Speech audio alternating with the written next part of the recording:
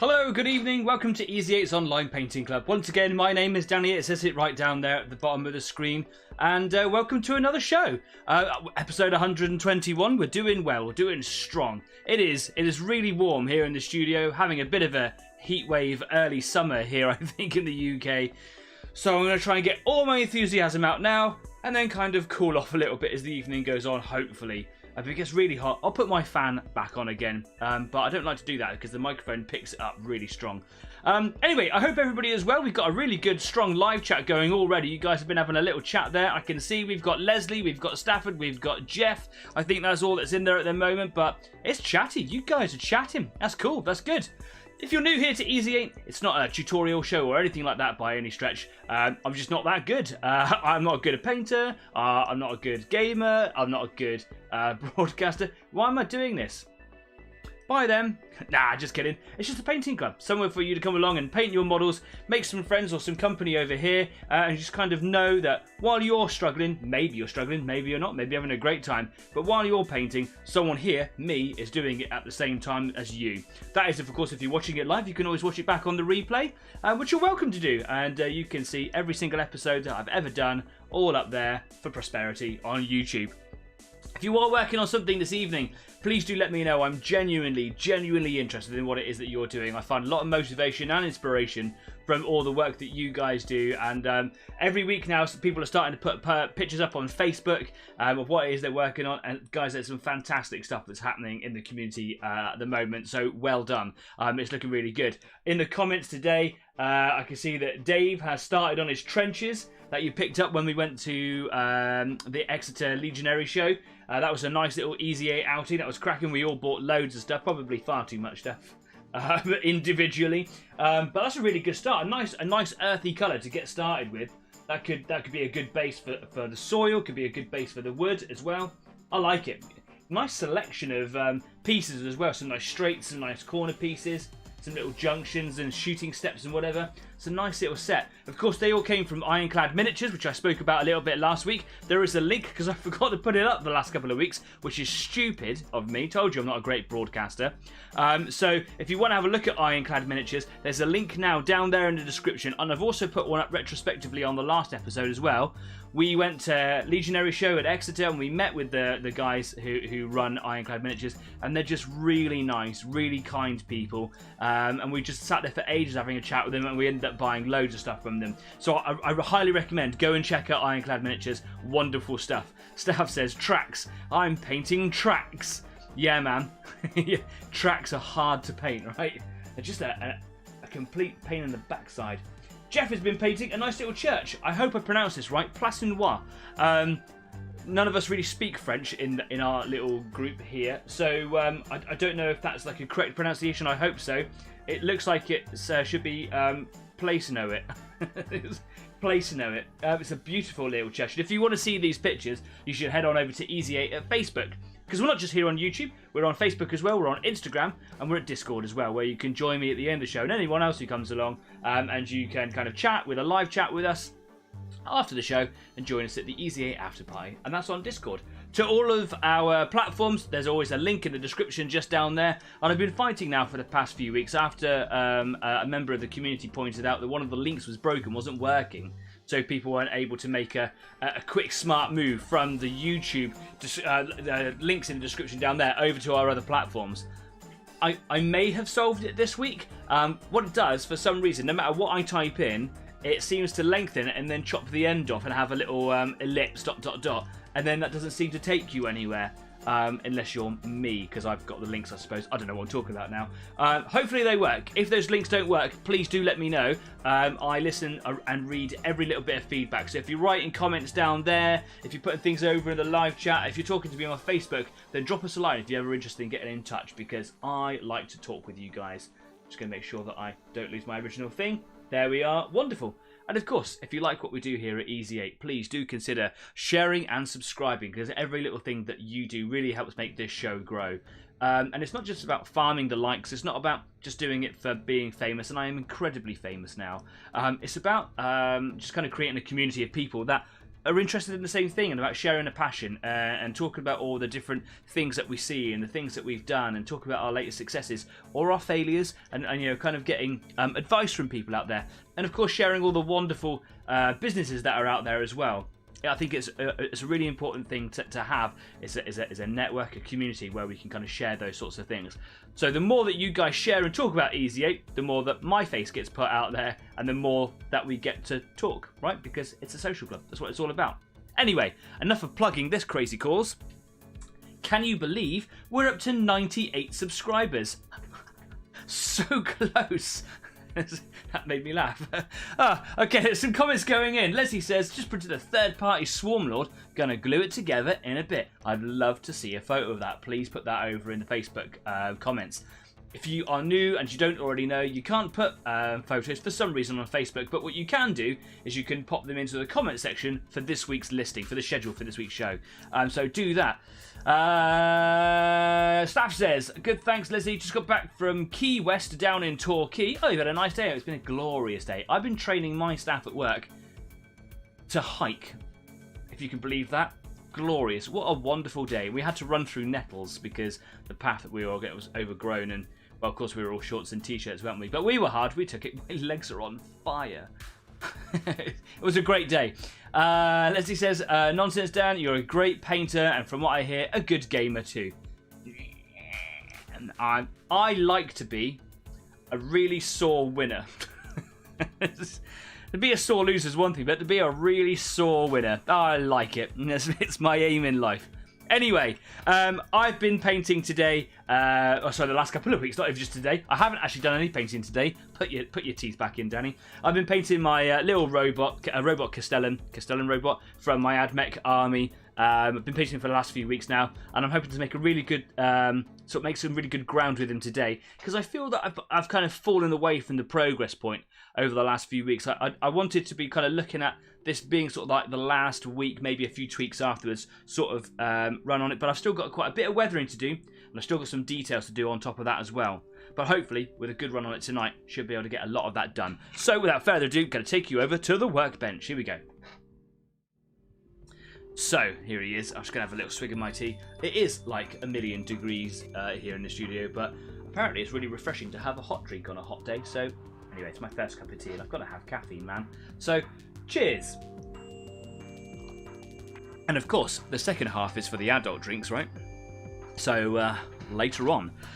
Here we go, my Castellan robot. It looks like he's got a really bright collar in there, and amidst his kind of weathered up chest parts.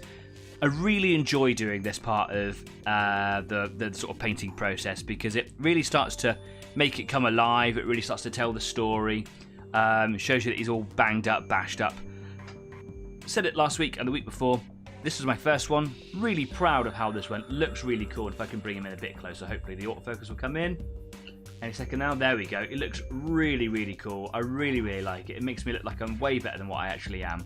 But it's a little bit busy. So one of my sort of tasks in mind is to just pull back a little bit on the amount of weathering. It still looks really cool. I don't want to detract from that. I just don't want it to be such a cluster on, you know, on the eyes, basically. As you can see here, I painted a little bit of blue onto this little canister of, I suppose, fuel that's going to be fired out of this thing here. And I wanted a cooler colour to sort of balance against the warm colours that is making up the palette of this model here. That's a little bit of a mixture between a purple and a blue. I didn't really like the straight up blue, and I didn't really like the straight up purple, so I just kind of mixed the two together in about a 50-50 mix, and I really liked it. And then I washed it over with an army painter blue shade, which is right here. Here it is, just the blue tone. That is really blue, so I had to kind of go gentle on that. And what you can see is that has left like looks like a thick black marker line on some of the surface. It's just on a lot of the edges of the cage, if you want to call it that, the cradle. So maybe I'll go in a little later on and just try and tidy some of that up. But it doesn't look bad. It's a little bit shiny, but that'll be matted down when I give him a varnish later on. So yeah, something that I still haven't done, and I said I was going to do, is the silver bits between his digits on the inside of his hands. But there's no need for me to do that right now. There's no crying urgency for it. So yeah, I've done the front torso here, the front torso on that side. I've done the centre and the bottom bit here. I've done this side, and I've done the two shoulders. and I've done the bit on top of the backpack here, and I've done the backs, the shoulder blades if you want to call them that. So they look like they're done. Just making sure that every facet, every angle of a particular piece is done. For example, if we take this shoulder pad here for instance, it's not just this surface here. It has quite a chunky thickness to it. If I try and bring a light in, here we go. So from here now you can see that it's got quite a chunk. Yeah. Now if I did all the weathering on this surface, and even if I just got away with putting a bit of edge low lighting here, the rusty effect, there'd still be a massive bright orange colour underneath, and it would stand out really, really badly. So what's important is that when I'm doing the edge bits, is that I'm not just kind of doing the edges this way, go into shot a bit better, I'm not just doing those edges like this way, but I'm kind of turning them upside down, and I'm going this way as well. That would definitely make sure that the edges as I want them are done, but it'll also mean that it travels in a little bit into that colour, because that's how it would wear, or certainly makes it look that way. Anyway, I've done that really, but what I'm going to try and do and keep in mind is that there is thickness to all of these armour plates as I go around, and if I miss them, they stand out really, really strong. What I think I want to do, because it's the hard bit, and if I get it done now, then I can kind of rest a little bit, is get this collar done here, all the way around. So that's going to be my next target, and then I can pretty much consider all the brown weathering above the waist done, and then I can move on to the legs. So that's going to be my target right now. My weapon of choice for this is my Zero brush, and my bullet of choice is Charred Brown from Vallejo. Charred Brown's a great brown, it's really good for a lot of things. Rust is a particularly effective use for the colour. Got some sponge, which I'm going to be using my Tac-Axe clamps for. Hi John, hope you're doing well. And they're just kind of like the reverse grippy tweezers, and they're really good for holding it. I was playing around with a couple of different types of foam last week, so I got quite a tight bubble foam, I've got a loose bubble foam here. And where I had the painting last week, they've gone quite hard and crispy, and that might give me some interesting effects. So I'm going to give it a go. They still look like they've got some sort of texture to them, so I'm going to give that a go. But generally, I think fresher foam, the better. So, there we go. Some more comments are going in. How many tracks is that now, Stafford? Leslie, too many, far too many tracks. Yeah, like one tank is 2 sets of tracks, and that's too many tracks. You said it better than me. I kind of butchered the French language. Yeah, I don't really speak a lot of French. I can like say hello and deal with the pleasantries and stuff. I feel it's a bit of a shame, really. I think that every country should have a couple of languages they can speak, and generally outside the UK that is the case. But I think we're quite idle when it comes to that. I mean, of course, I'm speaking generally and stereotypically, of course. A lot of people in the UK can speak multiple languages. I can just about get around in German. Although, as some of my German viewers have pointed out in the past, my language is good, my accent is rubbish. So I've actually been on Discord at the end of some shows where some of my German viewers have come on to watch and have helped me do my German accent, which apparently got better. So, yay for me. Placinois, I believe is the pronunciation. Placinois. I could be utterly wrong. Anyway, let's get some paint in my palette. I'm going to pull my palette in here. It's just hidden behind my little face. My lovely little face. My famous face now. I know you now have 99 subs. Shut the fridge. Shut the fridge. No. Let's go. Do you know what? Just off screen over here. I'm on my phone. Got my listing on there so I can make sure that I don't miss things to say. Because about 10 minutes ago I checked and it said 98. I don't believe you. 99? 99! 99! What? Wow. One more subscriber. One more subscriber and we make it to 100. Is it going to happen on the show? Is it? Is it? Wow. If that's the case, I'm going to pause. I'll go downstairs and I'll go get the adult drink right now. 99 subscribers. One more to go. Thank you so much to those of you that are subscribing and to those of you that are sharing as well. Clearly, as you can see, that's making my day. That is something else. 99. Shut the front door. Right. So that is just excellent. I feel like Ron Burgundy from Anchorman. Super duper. That is nice. That's an excellent film. You should watch it if you haven't. And if you haven't, you should be ashamed of yourself. Right, so just going to make sure that I'm loading my brush up here. Not masses and masses of paint. But I like to kind of get the paint about 2/3 of the way up the bristles here. So it means that I'm not just working with the far end of the bristles, because I'm going to be using the actual edge. This little bit that is the bottom bit here with this line of rivets, I'm going to maybe come into that in a minute, because it's going to be easier for me to start on the higher bit that's closer to the black head there. So I'm just going to make sure I can see where the edge is. Nice. I'm just going to gently start small, right? Because it's easier to start small. If I mess it up, then I can just add more. But if I mess it up and I go in with too much, then it's harder to take away.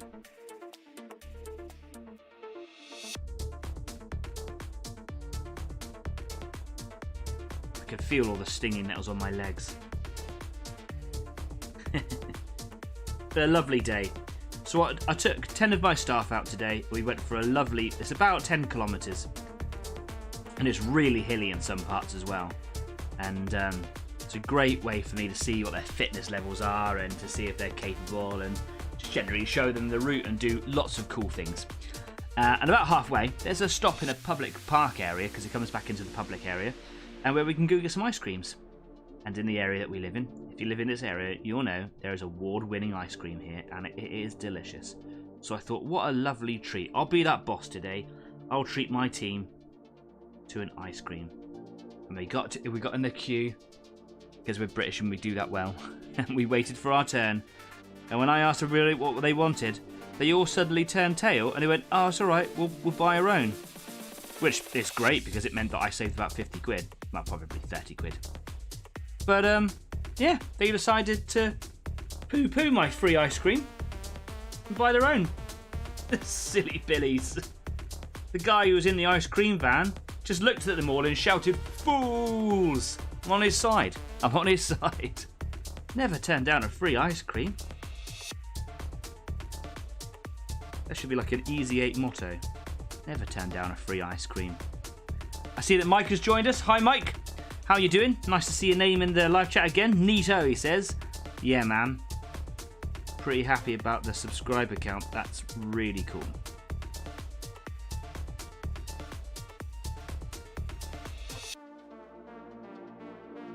I'm just taking my time at the moment. I feel like I'm going quite slow, but it's good to just warm up to these things. Literally coming from a busy day of running around in the sun, frantically trying to feed the cats, because I'm in the house by myself today, so there's no one else to do it. And just making sure that I got everything going on time. I'm a little bit shaky. So just trying to make sure that I start off nice and easy. I can just ease into it, right?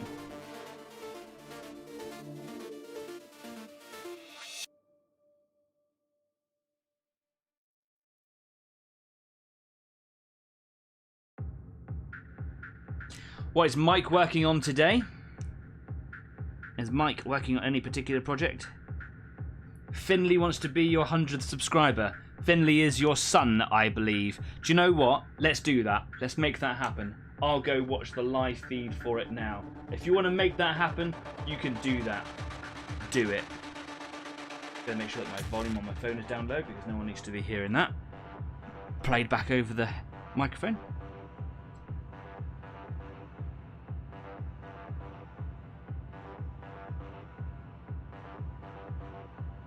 $100 subscribers.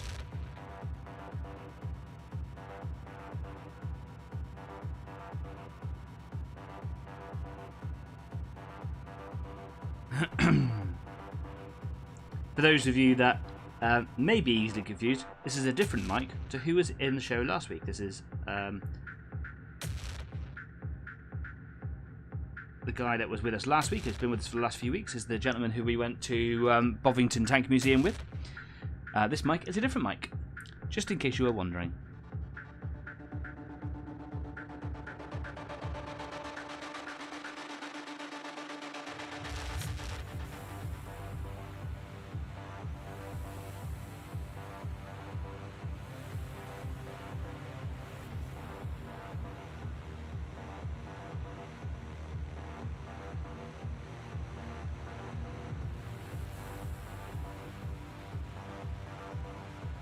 So I'm doing a mixture of sort of lines by, you know, the conventional sort of brush stroke, if you like, making sure that it's nice and fine and on the edges, just using the edge of the bristles mostly. And sometimes I'm just doing like little dabs as well, because it's nice to get the sort of texture differences in there. Dabbing kind of leaves like a nice little pattern, and it leaves a tiny thickness of paint, and it will leave with a tiny amount of texture, and that over the whole model will add in to the effect. Already toned that edge right down there, hasn't it? It's looking really cool. Got to get these little pointy bits right here, because if I don't, they'll really stand out.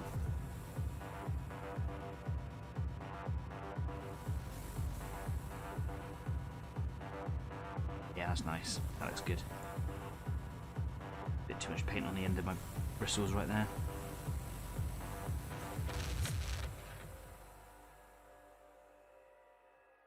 Now, I don't know if anybody subscribes to Warhammer TV.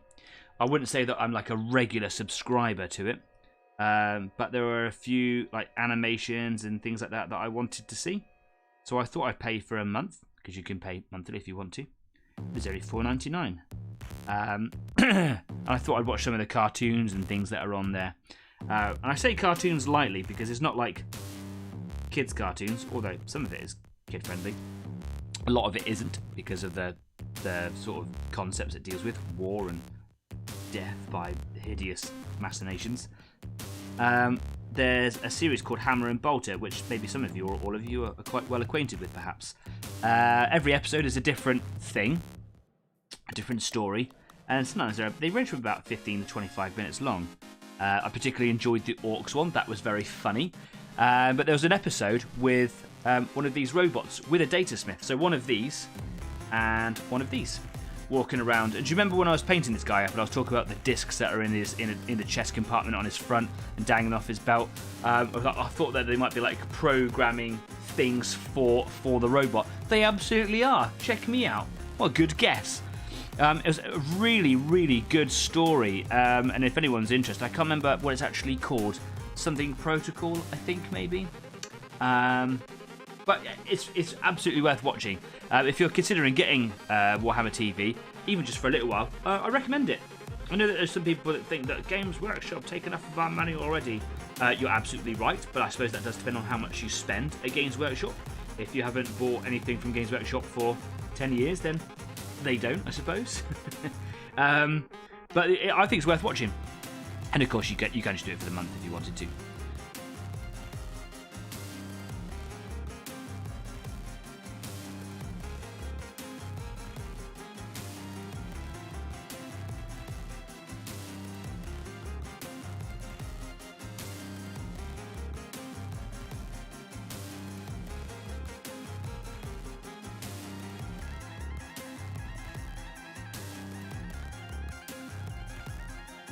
I feel like I'm a little bit off to the side there. There we go, that's better.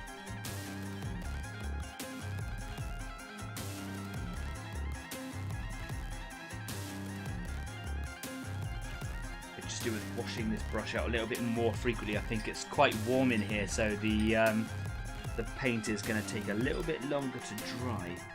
What I might do, just to help with that, so I'm going to get a little bit of my retarder medium. Now this stuff is like a gel, and I use it very infrequently because it's very easy to add enough that stops your paint drying for a long time. It's like the tiniest amount. So what you could do is mix it straight into your paint. What I think I'm going to do is I'm going to put a little blob on the side of my palette, and I'll just dip my brush into it and just take a small amount, and that should just help prevent the paint drying so rapidly in the bristles on my brush, which I don't want it to do. But I don't want it to take ages to dry, to the point where it, you know, I could like touch it and it ruins it half an hour later. Still at 99 subscribers, just thought I'd check. Have I mentioned I hate painting tracks? No. Do you know what you could do?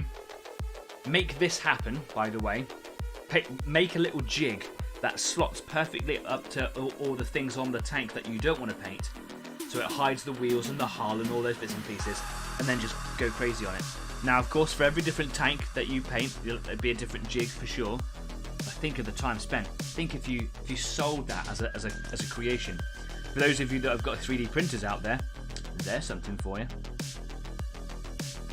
Remember, you saw it here first, or heard of it here first. My idea.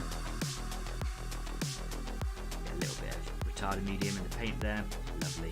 That's just in the bristles really, and I'm going to mix some paint in there, and that should hopefully make it just a little bit easier to deal with.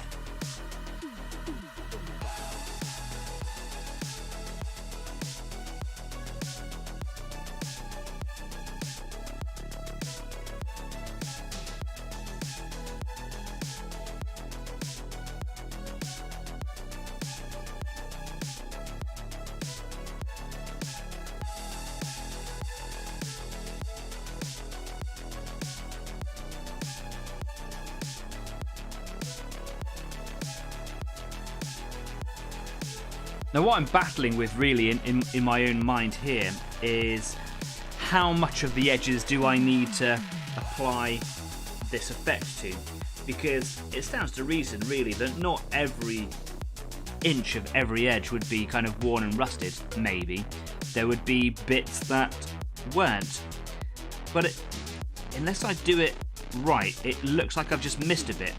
And whenever you're painting a model, if you're trying to do it like photorealistic or anything near realistic, it's if you paint it real and it doesn't look like it belongs on the model, it can just look like that you failed on that little bit, and I always struggle with that concept in my head. So even if it's sometimes supposed to look like that, if it doesn't look like it's been done properly by me, I can't let it go. It's like it's neuroses basically. It's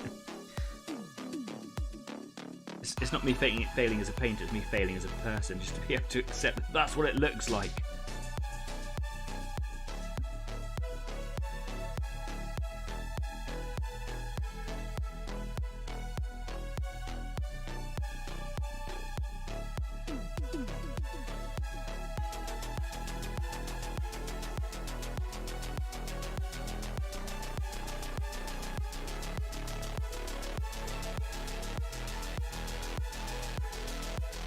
It's looking good though. I'm really happy with it so far. Just going to make sure that there's nothing that looks obvious as a brushstroke, if you get my meaning.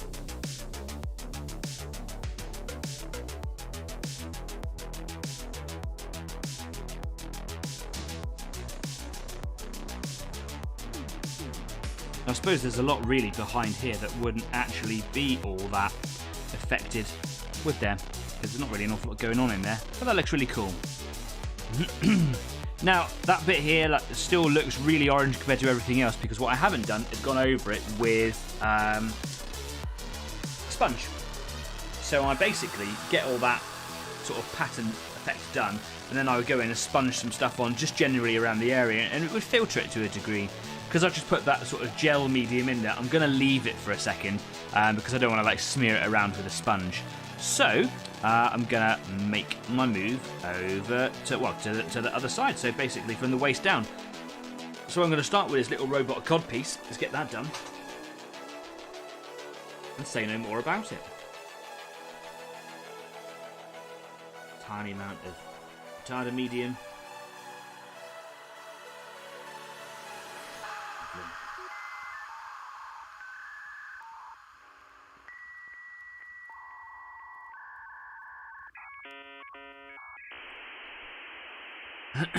Excuse me, a bit croaky today. Most of my staff team, poor guys, were suffering with the hay fever today. Even the ones that don't have hay fever. It's a really hay fevery day.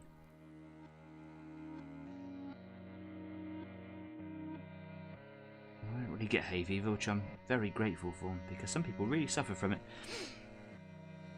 I've been a bit croaky ever since I had that cold a few weeks ago.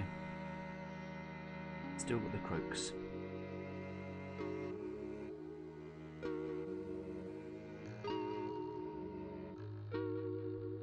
So as I'm painting this effect, I'm trying to think about the areas that would receive more contact with objects that would cause the weathering. So if it looks like this particular piece of, you know, armor plate or whatever would contact more, then I try to, you know, put more weathering on it. Trying to find like a good example area, like maybe around the tops of the shoulders or something like that, on the tops of the actual torso bits where the shoulders might rub around, or just the sockets in general, potentially, or the tops of the thighs or the hips here. If the robot rotated, would they get like bits on there? Been told that we've got the subscription has gone in. Let's have a little look. 100 subscribers! That is fantastic. Thank you, Finley. Forever mentioned and saved on the internet. You've made me the happiest guy on YouTube right now. 100 subscribers. Thank you so much, everybody, for all your hard work in sharing and hard work in subscribing. Is it hard work to subscribe? Maybe it is. Thank you very much. I appreciate everyone's effort. This show is become an ingrained part of my life. And I love every side of it, everything to do with it, and of course it wouldn't be made possible at all without any of you guys. So thank you very much for everything you do. Cheers, Finn. Nice one, bro. Right. Well, that's an excuse to go get a drink, but you know it's only a couple of minutes before we go to break, so I'm just going to finish this one off, and then we'll go get a big boy drink. Hey, Finn, you've earned yourself a cola. Off you go. Go get one. Staff says he's missed out on the hat. Oh no! Yeah, that's right. Finn gets an Easygate hat. Sorry, Staff.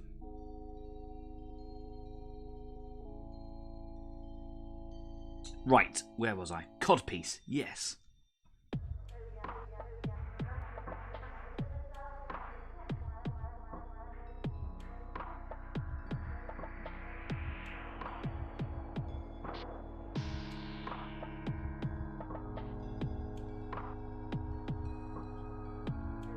A bit trickier to hold for some reason. Maybe I should get my clamp, but I don't know what I've done with it, so I can't get that. Okay, 100 subscribers. Wow, what a day. I genuinely thought we were going to be a couple of weeks away from that.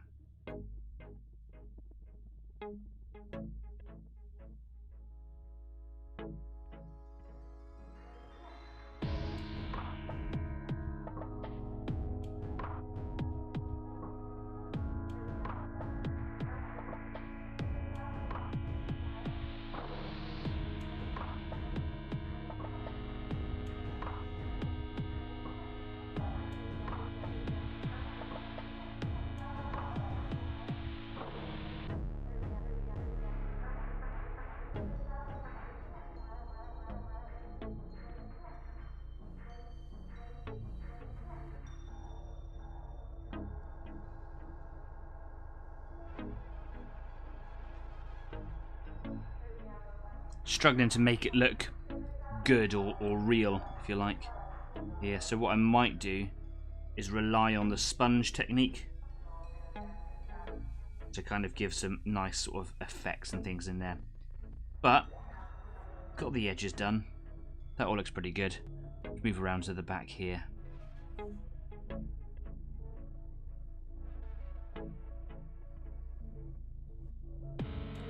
Legs are burning from the nettles.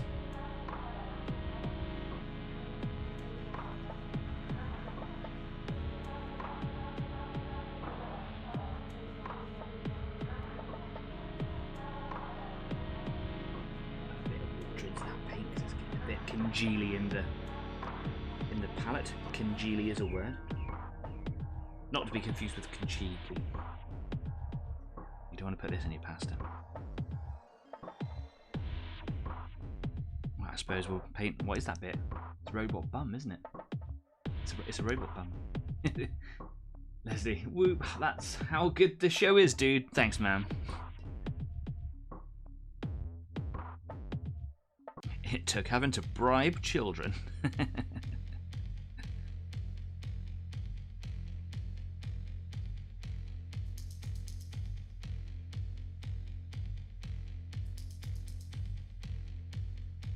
Here we come, YouTube partnership. We are 1/10 of the way through.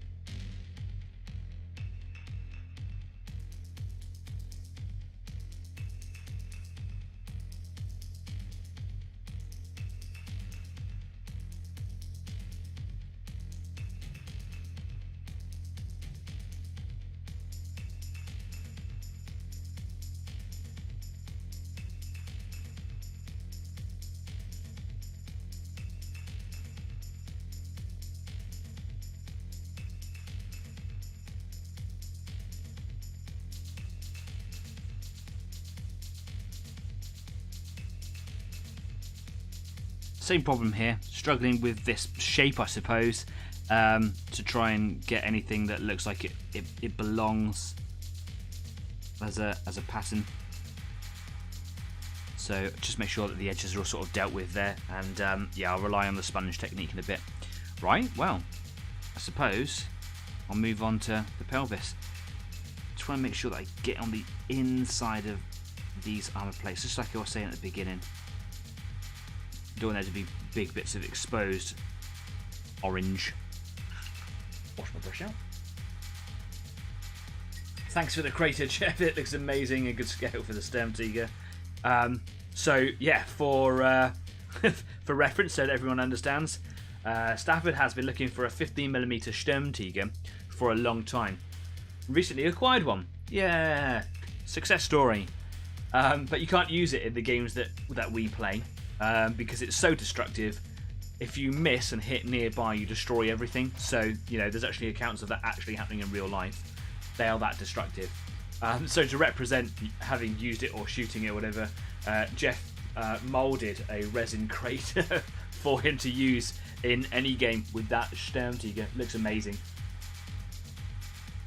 If you're interested in any of these craters, Jeff, my dad, does make them, mould them, and you can get them through contacting him on Facebook or through his website, Purple Line Creations. There is, again, links to both of those locations on the internet just down there in the description of this video, and you can go and check out all of Jeff's off-world range, where there's lots of resin moulded ground effects and craters and all sorts of stuff. There's a plethora of exciting, fun things like that. Go and check it out. It's cool.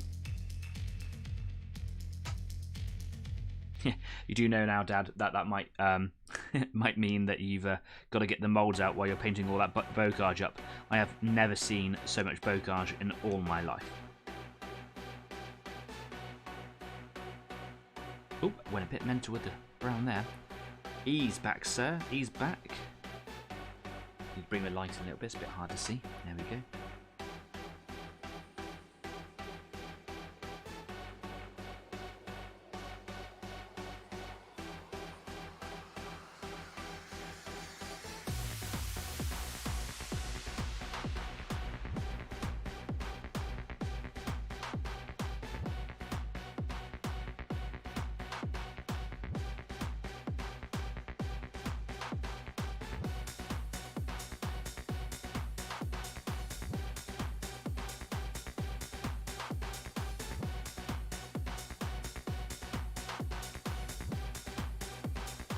I think I've ran out of paint in the palette. It looks like there's paint in there, but I think that's just deception. I've got some more somewhere, as if I get a chance to fire more than once. Oh, if it gets a chance to fire more than once. Oh, you know, it is behind a reinforced Tiger chassis, so yes, that's reinforced one. So it's not a standard Tiger. It is a Tiger 1 with extra armour bolted onto the front of it. If I get my tanks right, that is. So yeah, taking it out might be not that easy.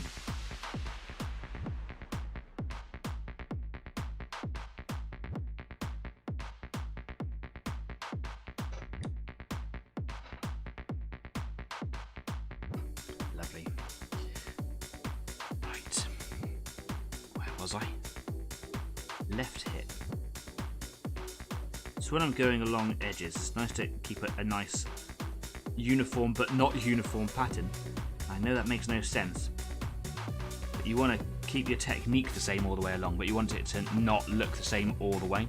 So trying to offer up some sort of variation in your pattern on the way is good. When I get to a corner, I like to just add a little bit more, because in the way that my brain works, corners take a little bit more damage or wear, etc.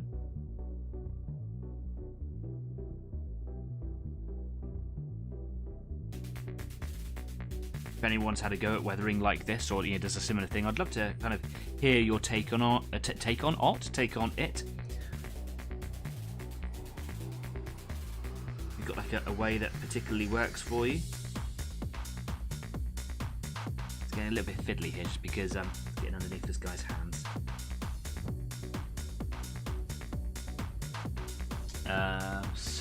So much bocage. It just won't go away. Yeah, you've actually got to finish it. I'm sorry. It doesn't go away on its own. But it does look really cool, and you've made some bridges as well that just look lovely. If you're allowed to, I'd love to see some photographs of it. Of course I say allowed to because all your builds are for customers, and sometimes they like it to be kind of kept a secret. Which is understandable, it's their thing, they've paid for it, it's their right? Of course we want to see the good stuff. And it's free advertising, right? Get your stuff out there.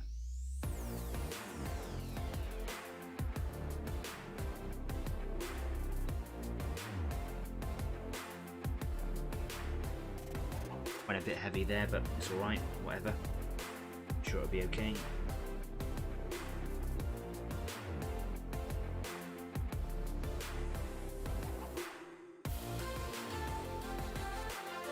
Woo-wee! 100 subscribers. Cloud 9, man.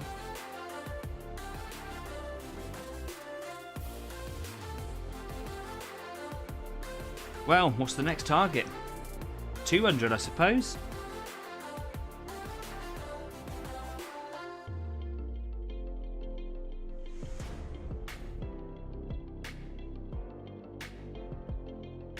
It's kind of funny actually, because when we go away like on Easy 8 road trips and stuff to like places like game shows and things, people have started recognizing me, and it's kind of a weird it's a weird thing.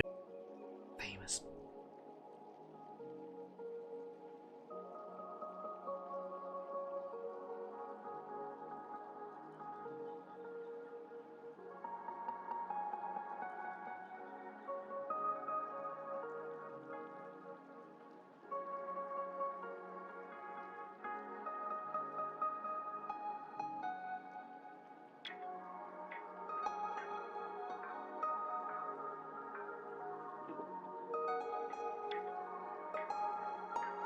Okay, that looks alright.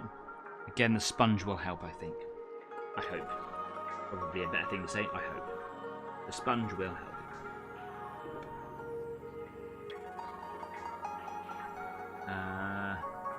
Leslie says, I've just built a swarmy lordy. It's definitely so much easier than Forge World stuff, just my opinion, but was able to pose it and glue it very quickly. That's cool, that's good. Did you have to pin it at all, or did it just kind of glue? Was it a good gluing model? And that is looking really killer, dude. It really does look like it's been in operation for years and seen so many battles. Thanks, man. I really like it. It's such a simple method of weathering. It's very easy to go too far with it, which is why I'm trying to hold back a little bit in some places, but I think it looks effective. But the Nurgle tree is still going strong. Excellent. That's the Nurgle tree, for anyone who's interested, was actually made or commissioned by Leslie, made by Jeff at Purple Line Creations, my dad. And it is a cool tree. Jeff says started another church today, just the same as the last one. Oh, do you know what? I actually saw the comment go in on your Facebook page when you put it up to show it off. Someone went, "Can I have one?" That's nice, isn't it?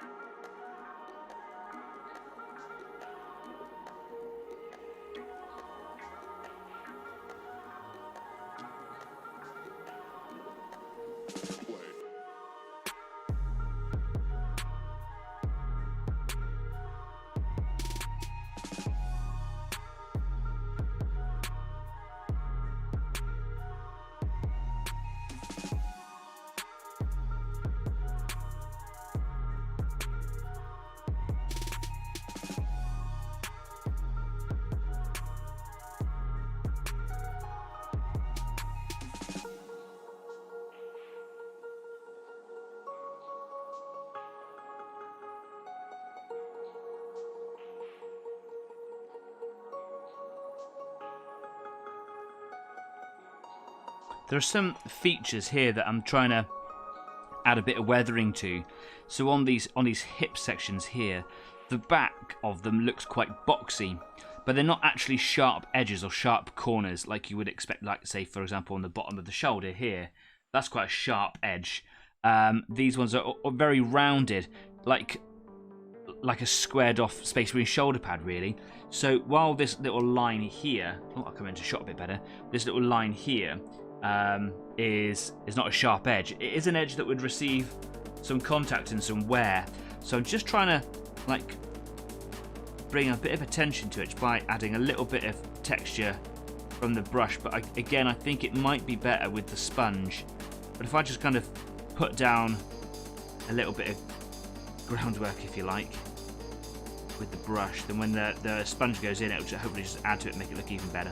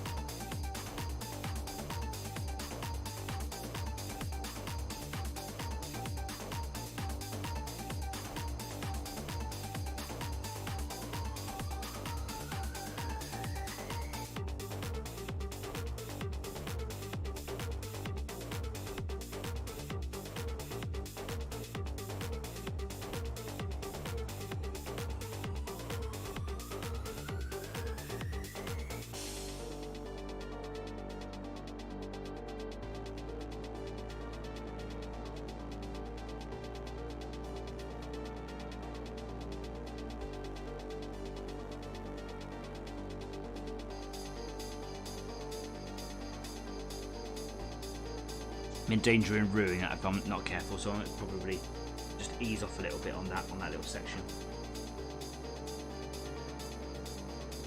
Well, that's going to be a bit tricky to get to, isn't it? Just in there. It's a tough one, that one, isn't it? Some more comments. Sorry, dude, my signal just dipped. So sorry if I missed anything for those 30 seconds. No, it really just was me painting more brown. But thanks for being so concerned.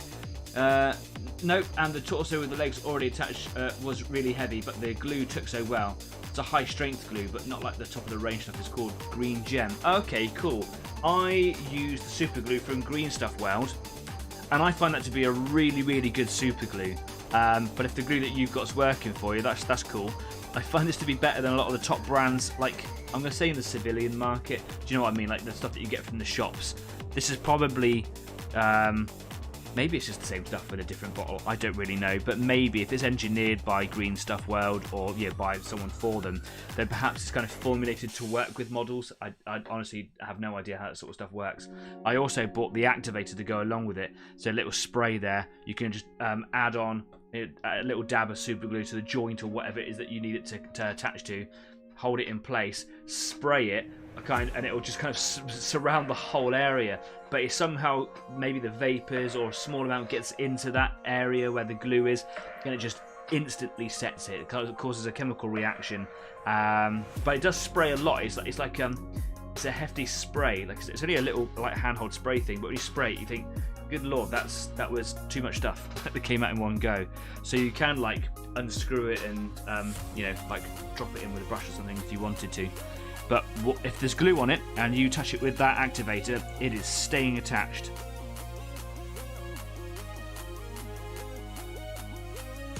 So some food for thought perhaps in the future. I'm going to see how my subscribers are doing. I'm addicted now. 100 subscribers, yeah. So cool, man. So cool.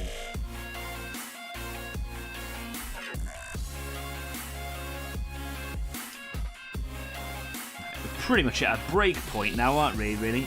The break point? That sounds bad. A break time. Time for a break. I'm just going to get the top of this hip done here. Don't rush it. You don't have to rush it. Take your time.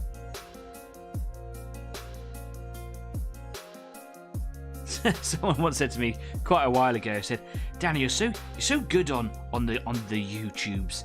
Like you just got the gift of being able to talk so much and keep your viewers engaged." Like, no, this is, I do this all the time by myself. I'm talking to myself all the time. You're just along for the ride. So nope, not that good at YouTube. Just a bit bonkers. Just a bit lonely.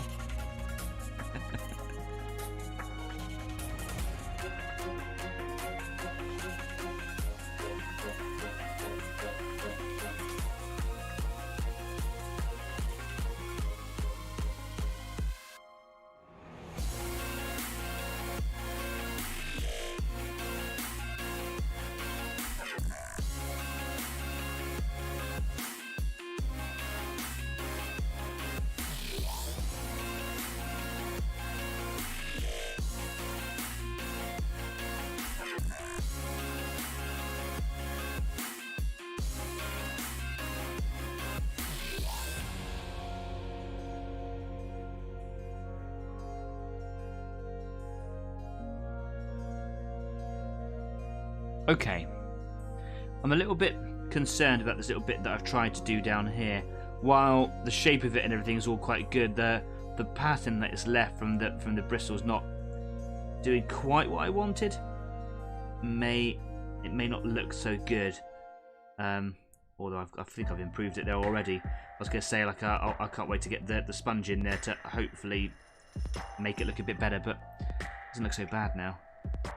Sometimes it's just the difference of an extra, touch with a brush. It just it can change things straight away.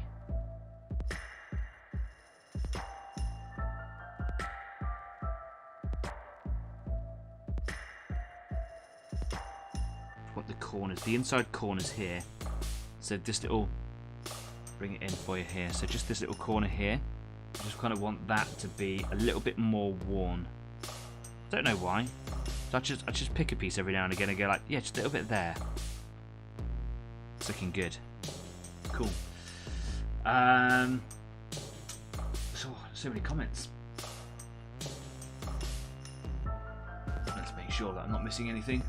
Jeff says, yeah, my single Twitch must be all of Dan's subscribers. Yeah. Alright, it's going to go to my head in a minute. Me too, thought it was off his big boy drink early. Oh, maybe there was a glitch. I don't know. Hopefully it wasn't too bad. I'm not picking up any sort of disturbance at this end here, so it could just been maybe a local thing. Let's have a look at the performance window. What does that bring up? Yeah, no issues at all. Hopefully it was just a little phantom thing. Unfortunately on Stafford he has to wait until break time, otherwise he's a naughty boy. Yes, my rules. Like the adult drink comes in the second half. That's what the second half is for, right? You know what these famous people are like. You're right. 100 subscribers. It is a fantastic number though, and I'm very, very grateful. Okay, cool. I'll give the good a try when I next buy some. Cheers that down, much appreciated. Yes, so Green Stuff World. Of course, you can support Green Stuff World directly by buying it from their website. They are based in Spain, so there is some sort of distance and time that's going to, for it to get to you. However, you can buy it from a lot of UK suppliers. You can buy it from, just type in Green Stuff World products and all the vendors will come up for the UK. I personally like to get my Green Stuff World items from justplaygames.co.uk because I've spoken directly to the owner of the business, and it's a company based in Blackpool or Liverpool, one of the pools up there. And they're a gaming store, shop, centre, supplies, hobby shop thing, everything. Just a really nice bunch of people, and I've bought loads of stuff from them in the past and got like personalised letters saying, hey, I hope you like this tool that you bought, or thanks for buying whatever, and sent me some sweets before, which is just lovely. Not saying that that's what you're going to get, but I just like to support them, so they're really nice. Unfortunately, I don't have a link for those guys down there in the description. Of course, you can just revisit this part of this show so that you can find that bit again, and in a couple of days when I'm allowed to edit this video, what I'll do is I'll put a link to Just Play Games again in the description of this video. Let's come away from here for a minute. So yeah, Oh, some weird stuff's going on my screen. Can everybody else see that? Has it got like a big green weird thing in there? Or is that just on my screen? My monitor is a bit old and dying. Hopefully, it's all good. Anyway, yes, time for a break. I've made some really good progress. I'm really happy with that. I've only got the knees and the bottom part of the legs to do now, really, which is really good. I'm starting to pick up some speed. Once I've done all the brushwork, of course, I've got to go in with the sponge, and then that will be all the brown weathering done. And then, very lightly, I'm going to go around with a little bit of silver in some of the heavier patches. So, like on the shoulders where there's some scrapes and things there, I'll do some silver patches on there too. And like so there's some bigger like patches on the chest or whatever. I'll just apply a little bit of silver. I think that the silver is what is responsible for making the other robot just look a little bit busy. I think because there's so much rough paint work going in there, rough not being like painted neatly, for example, I think that kind of breaks it up and makes it look a little bit disturbed to the eye. So that's my opinion. I don't know if it's very scientific or not. So if I keep the silver a little bit timid this time, that might help go a long way to making it look less chaotic. Anyway, gonna go for a break now for about 10 minutes. You should too. Go refocus your eyes. Staff, put the tank tracks down for a minute. Go and have a little rest. And go and get yourself a celebratory drink to celebrate, clearly, our 100th viewer, our 100th subscriber. Absolutely epic scenes. In the meantime, go and change your paint water. See you in a minute. Bye-bye.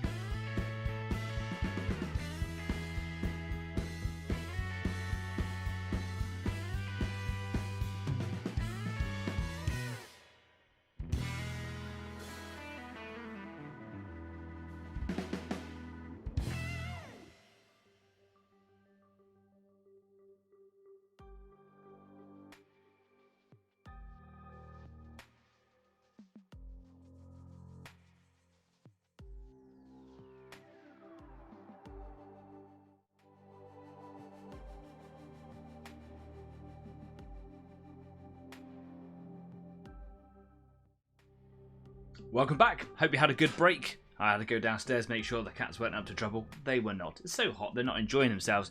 So I put on a big fan for them. They're just sitting there chilling out now. And of course, it's the second half, so I went and got a big boy drink.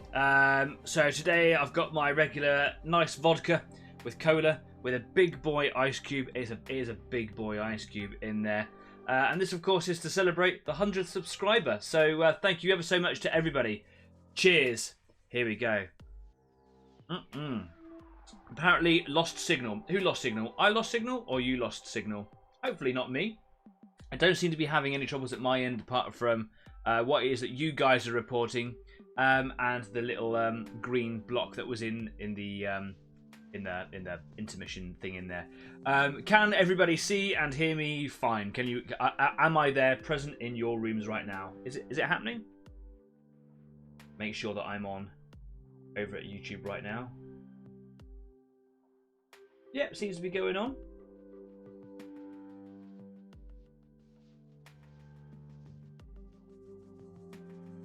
It's looking good. I'm okay. Just staff again. Okay, cool. Well, anyway, cheers everybody. Happy Friday. And thank you very much for the 100 subscribers. I've just seen that I've got another one in there, so we're at 101. Thanks very much. Cheers to that. Look at that. There you go. Wonderful. That hasn't happened live on the show before, has it? So I don't know why. For some reason, the background stuff that happens in the broadcast doesn't always show subscribers that come up in the middle of the screen. I don't really know why that is. I think that there's a difference between like private subscribers and not private subscribers, people who want their name to be hidden perhaps, so it doesn't show all those in there. Anyway, 101. Wow, like I was looking at it yesterday, it was like 97. So we've done really well, haven't we really? Thank you so much. Leslie says, oh, I've got the big boy cola because it's really big boy, rotting teeth, right? Very, very adult. And yes, I can hear and see you fine. Brilliant, wonderful. So it was just Stafford. Yeah, do let me know if there's ever a quality issue. I want to know about it and hopefully I can correct the problems. Long gone are the early days of Easy 8 where the show would just stop.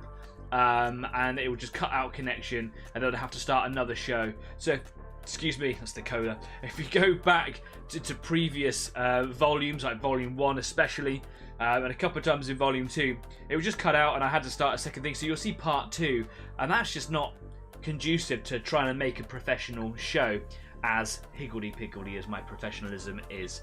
Anyway, it's great to have you on board, so thank you very much for, to everybody. Wonderful. Gonna go back to painting over here. It's going really well. I would love to know what projects that it is that you are working on this evening. So if you are working on something, let me know. Tell me all about it. Come and drop us a line over on, you can put it down there in YouTube if you want, in the description, in the comments, sorry. Or you can have a chat with these guys over here in the live chat. Or you can put it over at Facebook if you want to. If you want to come and have a chat with me in person and the rest of the Easy 8 crew, then you can come and join me on Discord at the end of the show for the Easy 8 after party. Links to all of our platforms are just down there in the description. So go and have a little look and see what you find. Just looking at Leslie's photos of this print. It's a print. You did print this, didn't you? You did say that you've printed this thing. It looks epic, mate. It's so cool. Can't wait to see that all painted up. It's going to look awesome. I like it. Big and gribbly and spiky. It's got spikes and stuff on it. So, yeah, cool. So if you are doing something this evening, put a photo up in Facebook. I'd love to see what it is that you guys are working on. For those of you that are new, this is just a painting club where you can come and join me, these guys over here, and anyone who's watching retrospectively, I suppose, can come and join in and paint your models along with us. And you can have a chat with us. You can write things in the comment section, and we'll pick it up. We'll pick it up next week or on Facebook if you want to. If you like what we do please consider subscribing because, as you can see, it makes the world go round here at Easy 8. 101 subscribers. That's just bonkers crazy now. It's getting a bit silly. I'm getting greedy. Subscribe! Yeah, that would be wonderful. Shall we just get on with some work? Let's go do some painting. Here we go. Shut up, Danny. The power's going to your head. Right.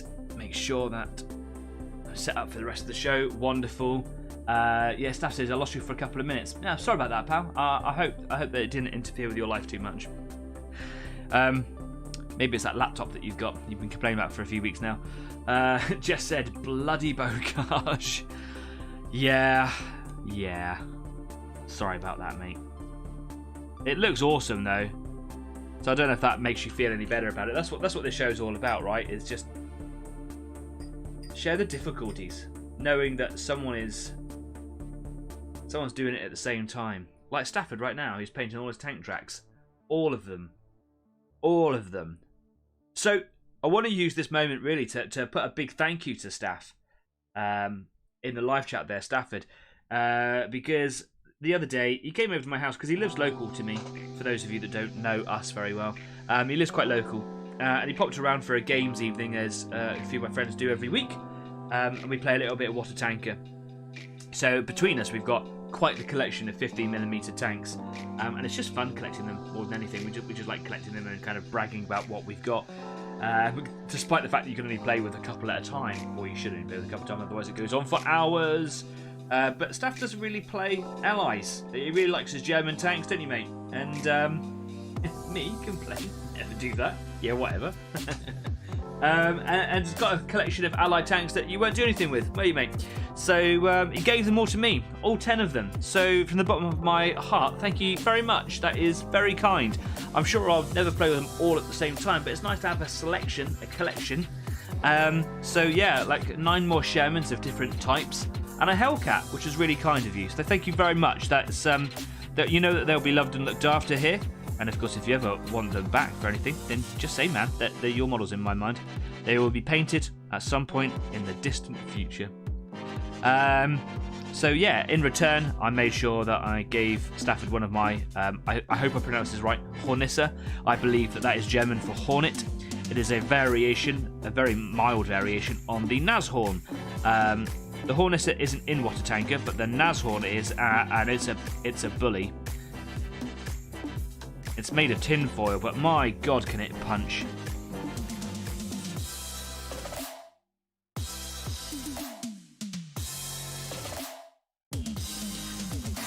So, yeah, we've got a Nashorn each now, or Nashorn, we've got a Hornisse each. Hornisse? I think that's how you pronounce it, Hornisse.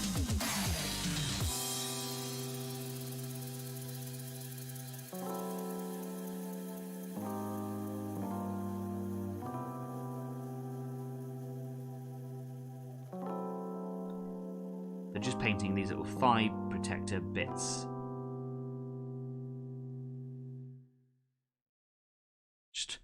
So this finger on my hand is, as you can see, it's kind of like a weird shape. I can't straighten it out. It's a broken finger, and sometimes it doesn't want to play ball, and trying to like hold the model and get my finger out of the way, because it just gets in the way sometimes. I have to like really think about where I'm putting my finger in it. And if I hold it up there, I can straighten it out. It doesn't hurt, but it gets in the way a lot. Trademark sword fighting finger, that is.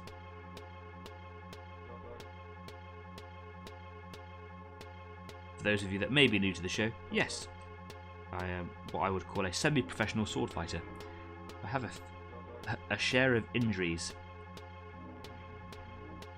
Make sure that everyone can see here. Thanks for the Hornisse. You are very welcome. Thank you for the armoured company that you gave me the other day. They're all sat behind me on the desk behind.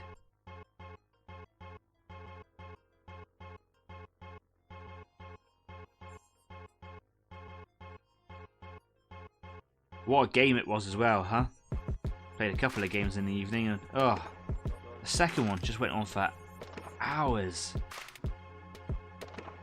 But this guy triumphed, which is good, because in the first game you whooped me.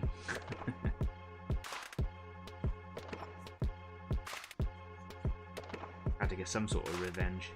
It's like the longest fight scene ever.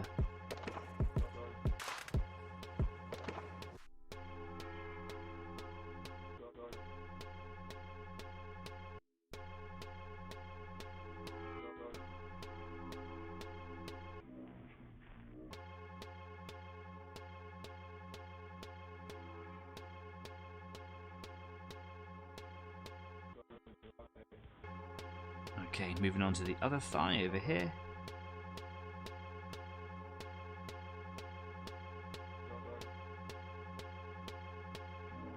How is everyone's projects going on right now? Staff with all the tank tracks, and Leslie printing off his Tyranid army, and Jeff painting all his bocage. I assume you're painting it now. You finished making all the bocage, haven't you?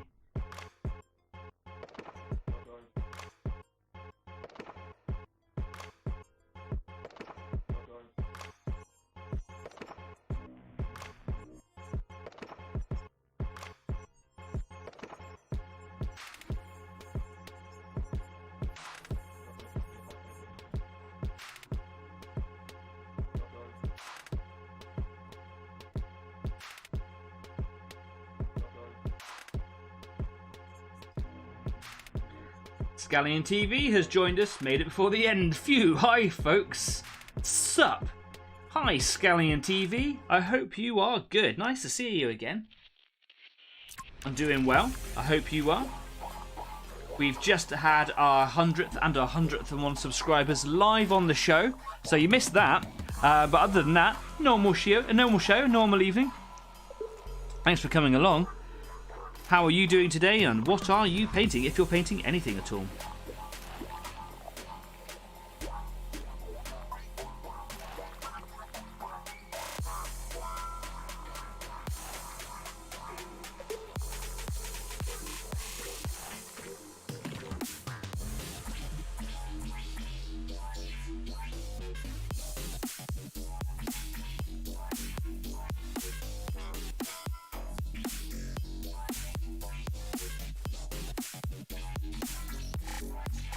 I'm getting some nice pattern effects here right now. Something about the alignment of the bristles, just this particular angle, really working for me, which is really, really good. Scally TV says, I'm in the garage, black coating craft foam, modular rocks for Frostgrave. That sounds proper exciting. Frostgrave. Yeah, if you're doing spray cans, you would definitely want to do it out of the house, right? You don't want to be doing that indoors. The garage is a good place to do that. I assume you're doing it with spray can. Staff says, tracks have been undercoated black, so now playable. We'll have to go back and weather them at a later date. How do you weather your tracks? Do you just like paint them a colour that looks like sort of mud or rust or whatever? Or do you have a particular way? Or do you just kind of lighten them up? Interested on how people do tracks. I could talk for hours about it. I won't, because it's super boring. But yeah, it's just an interesting thing on what people do with their tank tracks, I think.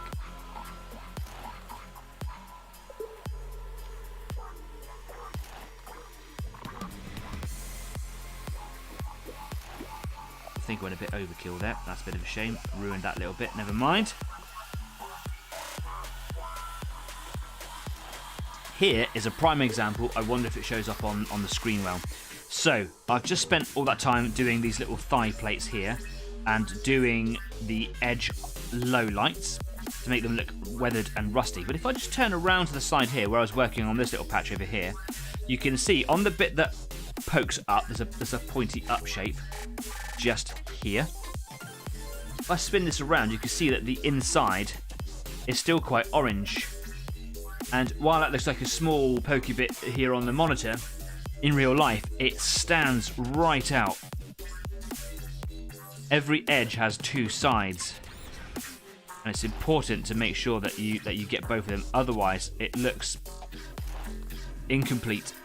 So yes, a perfect example of what I was talking about earlier.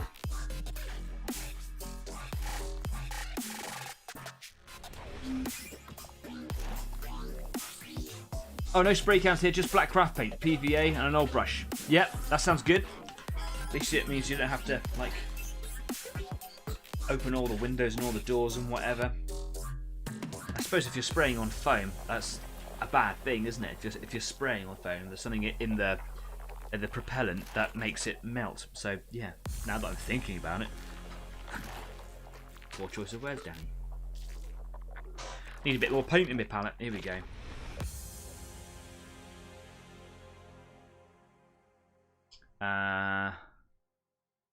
Tracks have been undercoated black. Yep, cool. Nicely done, Stafford says Les. Brilliant. Nice, but the effects are pretty cool using that method. Yeah, something to be said about just getting a big old brush. You could just go crazy for it. I think that's a technique that Jeff swears by. Got a whole workshop full of old brushes. Staff says he dry brushes his tracks with lead belcher, which is a dark silver, I believe, and then a light dry brush Balthazar gold. Is that like a really bright gold, or is that like a normal gold, would you say? Interesting. Gold on your tracks, huh? Huh, cool. I never would have thought of that. Gold on your tracks. Who knew? What a crazy world we live in. 101 subscribers. I'm going to check now. Look, I've got the bug. Let's see if I've got any more.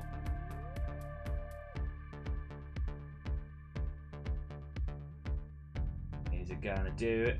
Nah, 101. But I'm happy with 101. That's awesome. That's awesome.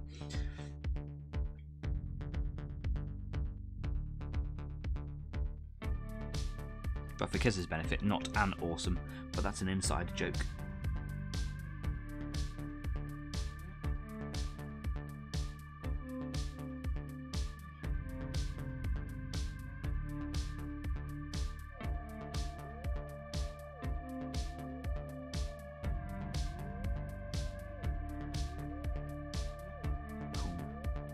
I just want to go back over some of the edges on this first thigh plate here and just make it look a little bit more. There, that's better. I want to get the tops of those bits done a bit more intense, just because I think that because they're pokey uppy, it'll probably get a bit more weather. Okay, I've gone too far. Let's leave that alone. It's instantly ruined.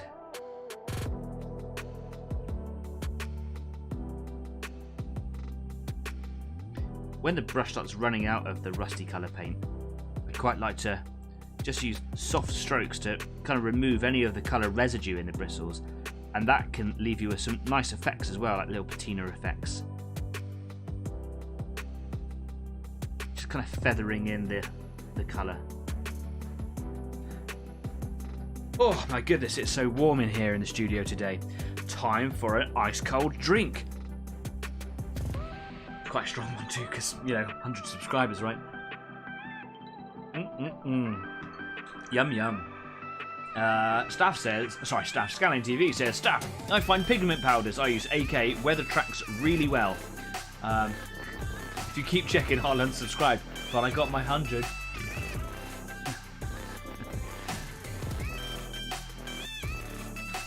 Right.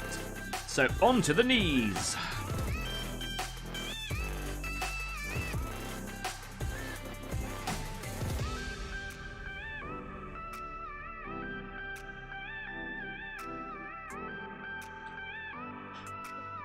Excuse me.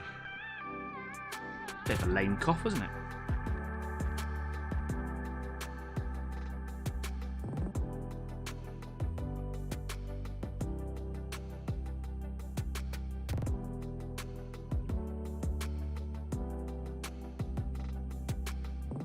Just a gentle amount of weathering, I think, underneath the kneecaps. I don't think that needs to be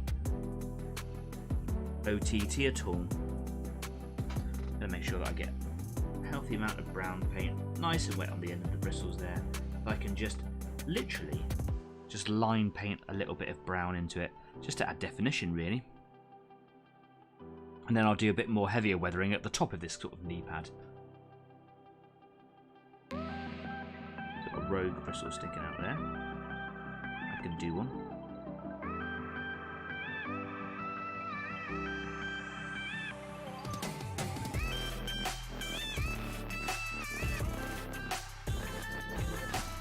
I do know that the base on this model is hiding a lot for you, so you can't see it. I am aware of that. Unfortunately, there's not a lot I can really do about that, so I'm just trying to get through this bit nice and quickly so that, you know, can move on to the bits that you can see. See, Scanning TV says there, what's the next milestone? 200, 500. Yeah, I think 200. You know, well, start off small, perhaps 150. Start off small. You know what I mean. But just basically any number from here on in. I'm just super stoked to be into the triple figures. Hi Dave, I see that you've joined us there. You've missed us gaining live on the show our 100th and 101 subscribers. Welcome to the show. I hope you are doing well. Thanks for coming along as well. Thanks for stopping by, San Diego. It's a subconscious imitation of Ron Burgundy. I'm really sorry.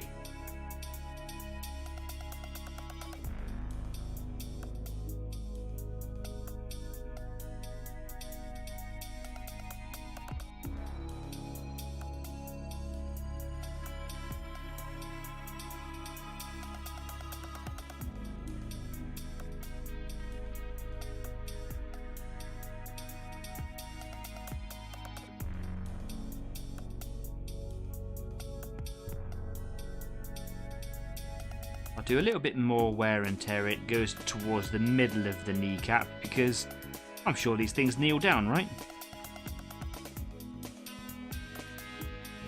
But again, I'll rely on the sponge technique for a lot of that. Using the brush to kind of like map out where the sponge is going to have its best effects.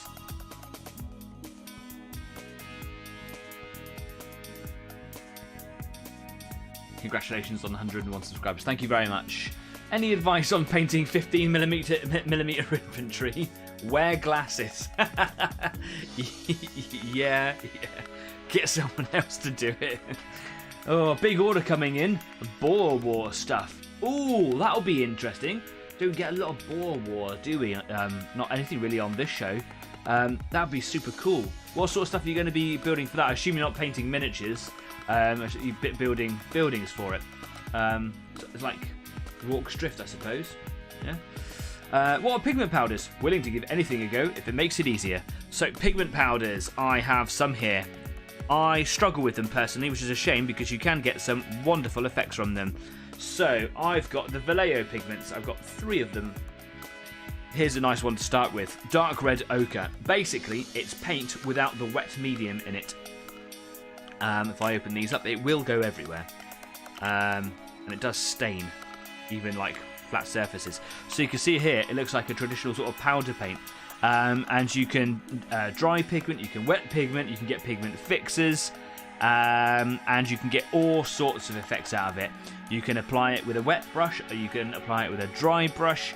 And the idea is that you apply some in some places and sort of move it around with a brush, dust it off, and it can look like dust effects, or it can look like if you add water to this particular colour, it will look like rust effects, and it will it has no surface tension that paint medium comes with, so it's basically like paint water, but this stuff clings to the surfaces that it touches. It's really, when you get this down to the fine art that it requires you to use it properly, I feel, the effects are outstanding. And rather than sit here and preach about something that I'm not that good at when you're looking to kind of learn about something new here, I'm going to suggest that you go and look on YouTube, after the show of course, to go and have a look at weathering pigments. If you want to try them out because you live local, you're welcome to borrow these and have a good go.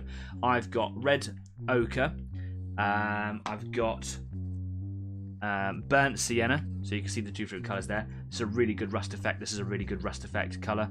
And I've also got iron oxide, which is a black basically, which you could use for like soot and scorching effects and things. You're welcome to have a go with them. I'd love to see what you can do with them, but go and have a little research. Look at that, that's just all come out of, that was sealed as well, so it gets everywhere. I've also got the sealant for you to use, but the sealant is best used through an airbrush. But if you're using wet blending, or if you're just kind of like doing dusting techniques, you won't need it. Look at that, everywhere. I bought it for doing Martian effect bases, but I just haven't mastered it. Yeah, Kimberly thought that you were talking about Ron Jeremy. No. Moving on. It's a family show, Stafford. Kimberly, how could you?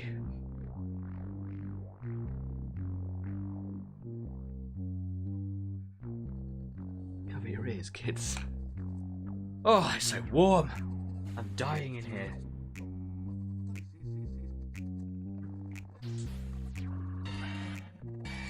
It doesn't help at all that I shut the windows. That was a stupid move. At least always have one open.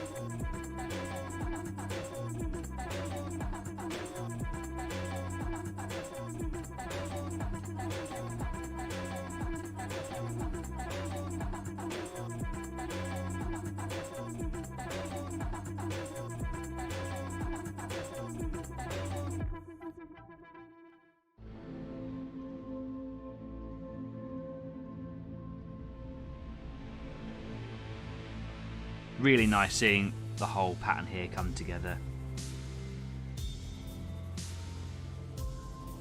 It's coming alive.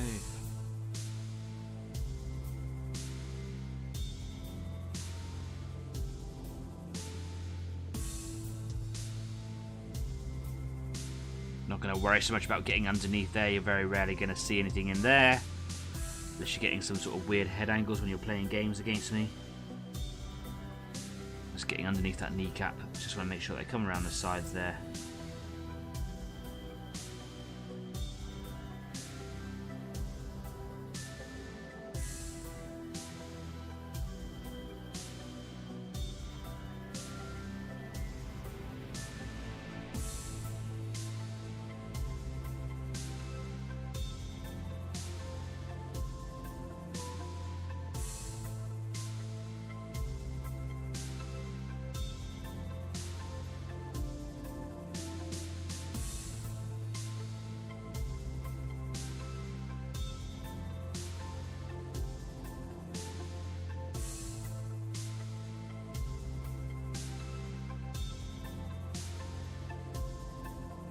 Dab in with my fingertip there just to soften down some of those edges because it looks a little bit on the harsh side. I just dab that nice and gentle. Just takes away some of the high contrasting edges I've just painted. That looks nice and weathered. Looks like he's got an emo haircut on his knee. It's kind of cool. Right, well, without further ado, I suppose let's get on to the rest of the leg. Excuse me. Yeah, my paintbrush is clagging up a little bit here, so I'm gonna get some more retardant medium here just to help stop that paint dry. That seemed to work quite well. I'm just gonna put a dollop over to the side. I can just dip the bristles in my brush in. There we go. Just stops the paint drying in the bristles. Just a little bit. Weird stuff is like retardant medium. Bit of water to help loosen up the paint.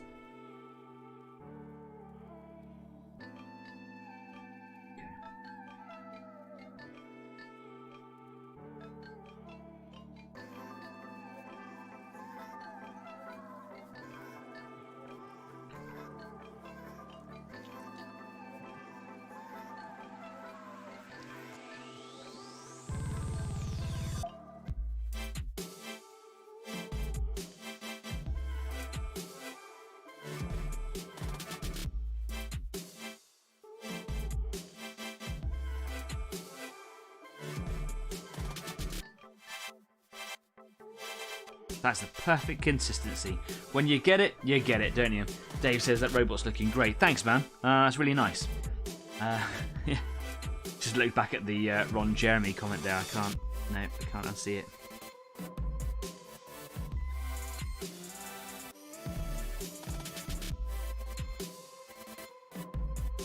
Little round piece, little like bolt covering or something on the side of his leg there. That looks like it will get a bit of weathering on the surface of it, so that can have some. Follow this shape around. Get a gentle bit of weathering in there.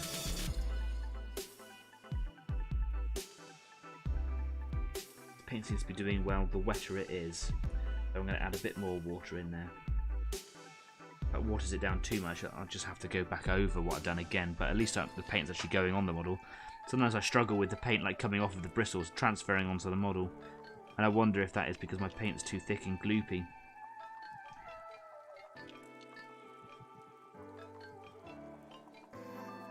Just a quick reference check on my other robot. Yeah, he's got a little bit of brown that just follows the edges of these little gaps down here. So the seam between these two armor plates, you can just about see it here. Just follow that along there. I'll just a quick line, painted like that, and then just a bit of a pattern along it. Just helps make it look like it's rusty. A little bit of wear and tear from taking the armor plates on and off and repairs and things, perhaps inside leg maintenance. And that's the thing, because that little animation I was telling you about on Hammer and Bolter and Warhammer TV. It gets a lot of repairs done just in the back of the leg here. So yeah, actually got some real world reference.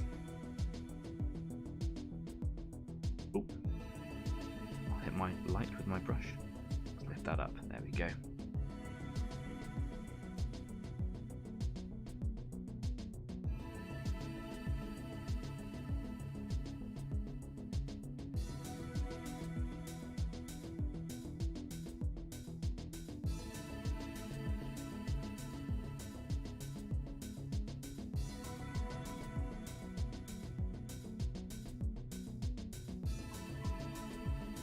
Scallion TV says, I concur, Dave. The robot is really coming together now. I tip my hat to you, Dan. Well done. Well, I would if I was wearing one. Wear a hat, man. Hats are cool. I wish they suited me. There's no hat that suits me, and I love hats. Wear a hat and tip it.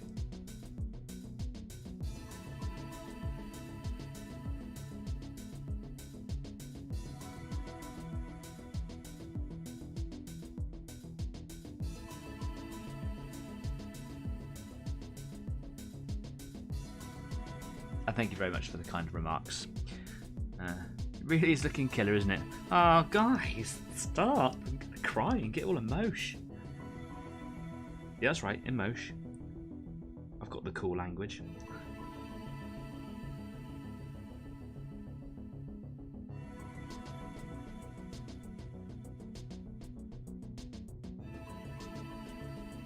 Just mixing a bit more water with retarded medium. Don't mean to be staring at my forearm the entire time.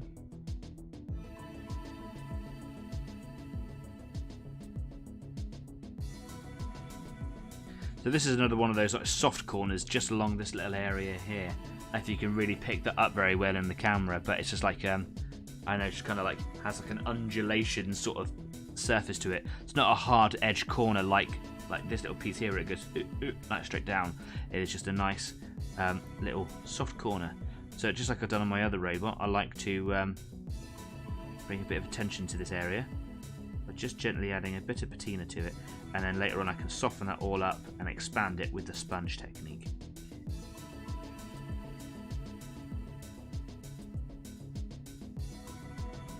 Some brush strokes as well, just to stop the brush dabs from standing out too much, which they do after a while. After doing a series of dabs, I can just kind of do like a gentle, soft line across the top of them all, and it sort of just blends them all together. And then you get this sort of line that has sort of jaggedy edges to it, and it looks kind of cool. It is a little bit labour intensive, but it does look the bomb when you're done.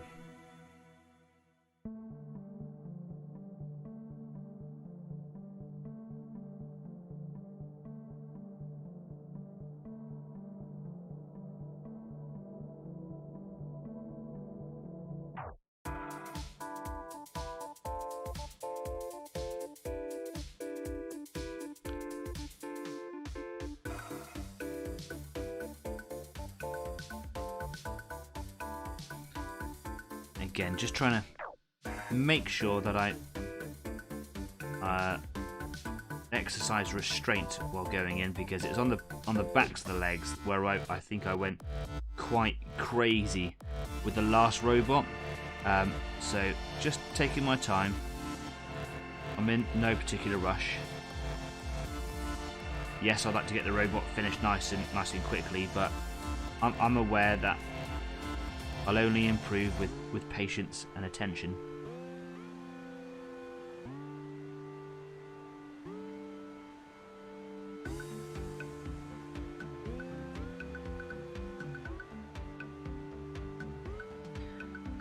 Right, because it's got quite a thickness to it, I'm just going to turn it around and just make sure that I come underneath these armour plates here.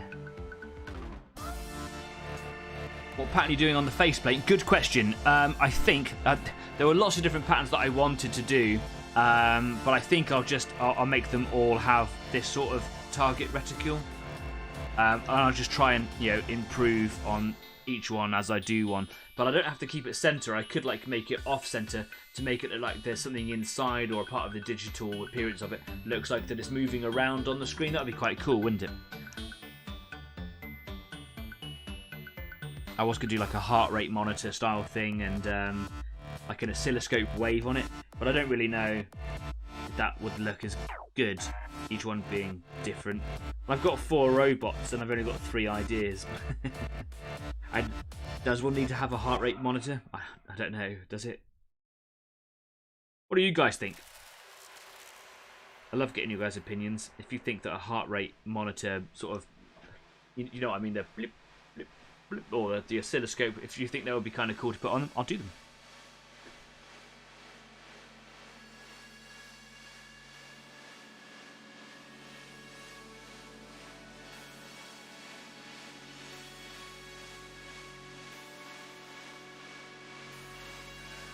I'm going to do a little bit more weathering on the insides of the legs because it stands to reason that I think that the legs kind of going past each other would cause abrasion from like dust clouds being kicked up and rocks and terrain it's passing over and just generally like maybe touching together.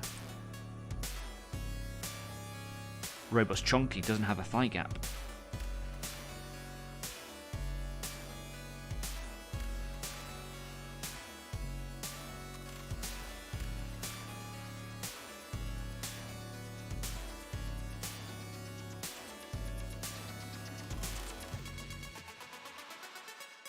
Just looking at a bit of reference on my other one. Yeah, okay.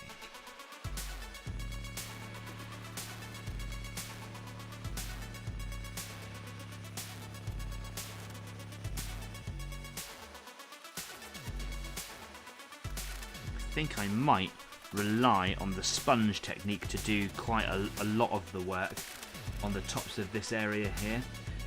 So yeah, I might just ease off a little bit here and see how well, see what the sponge does for me.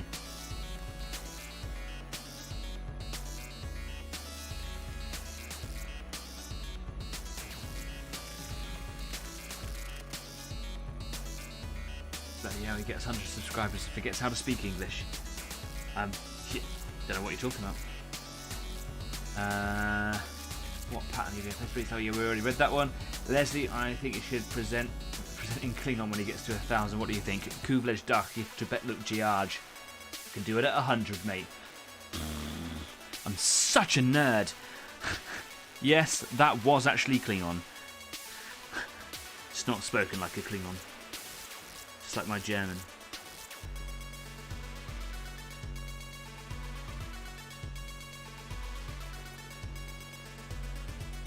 Didn't know I could do that, did you? Yes, Dad, that comes from the book that you had years and years ago.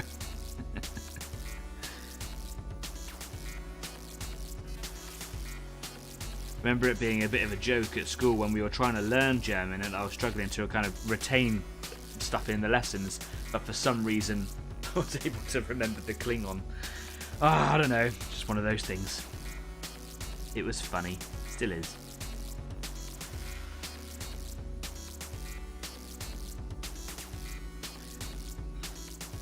Would need subtitles for that one. Yeah. It should have a heart rate monitor on its shoulder, like a boom box. Oh, I see what you mean. Would require some additional modelling for me.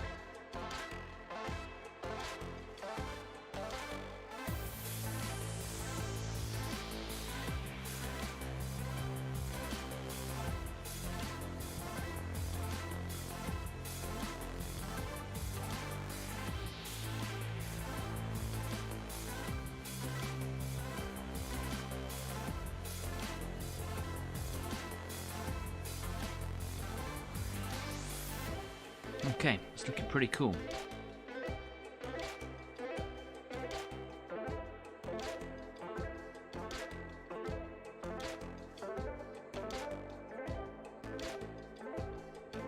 It's looking alright, isn't he? What do you think? Looking good? I hope so. I love this process. It just takes a while. So if you're ever considering starting on the road of doing weathering, just be patient. Just be patient. Like I said, I kind of got the feeling that I was starting to slow down a little bit, but that is just because I'm moving into the weathering stages, right? It's don't know why I did that a little bit just up there. Let's just kind of ruin that a little bit. Yep, that's ADHD right there. Yeah, if you're interested in giving like proper weathering effects a go, I would love to see your work. So yeah, if you fancy it, just put yourself up on Facebook.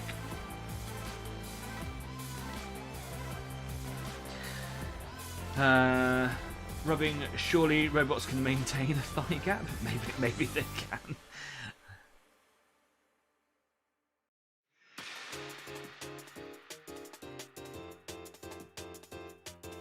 Maybe that's a part of his programming protocol. Maintain your thigh gap. Oh, look at all this vodka I've got left to drink. Shame if I had to do it now. Oh, it's a strong one.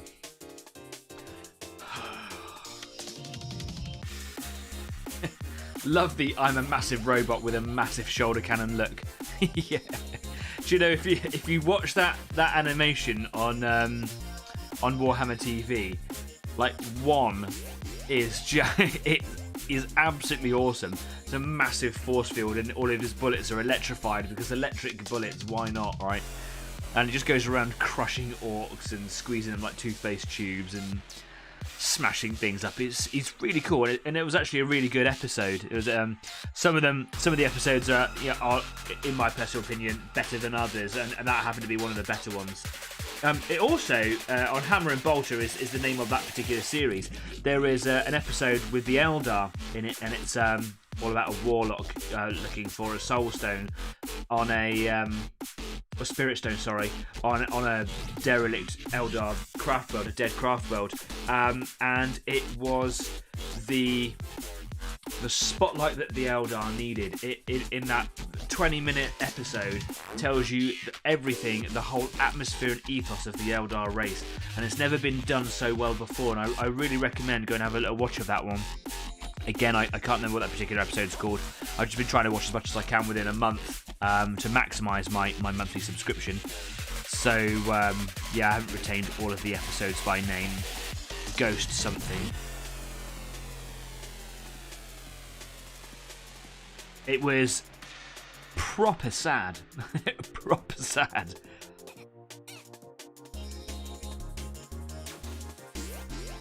And in it, the Eldar race, they're supposed to be a tragedy, you know, and my gosh, is it a tragedy, that episode. It goes places, man.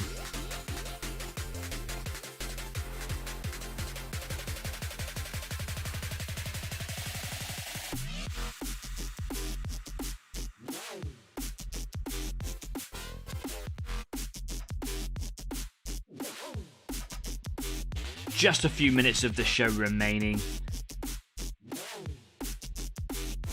Coming to the end of a killer episode.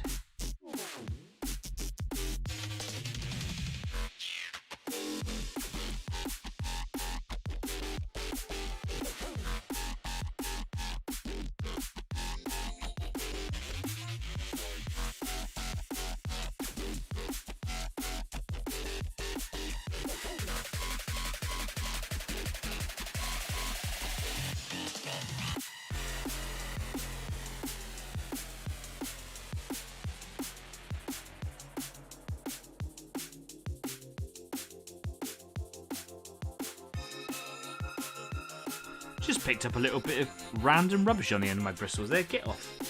Go away.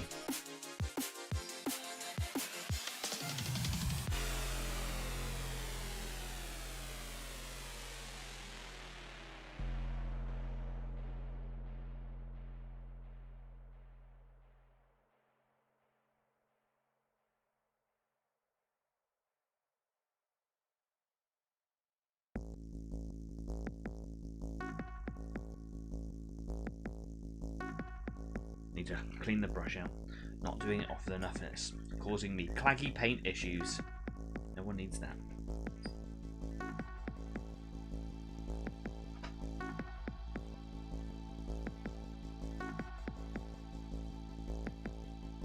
Oh, I've just added a bit too much water to my paint, and I think I've ruined my consistency. I might have to add a bit more in there. Doing so well.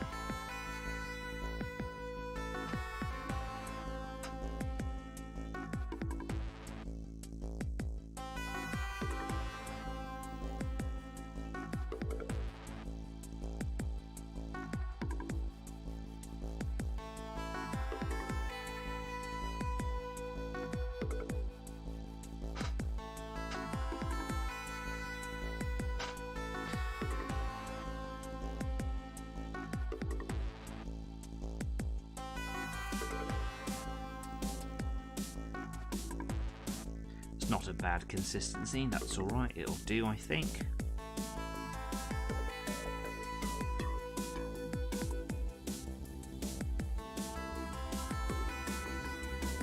Or will it?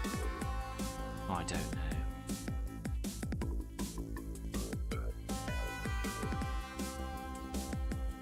No, it's going to need a bit more paint in there. Don't know why I've suddenly gone like all cockney.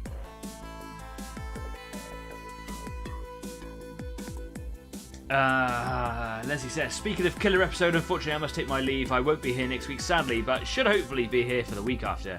Take care, everyone, and well done on the 100 subscribers down.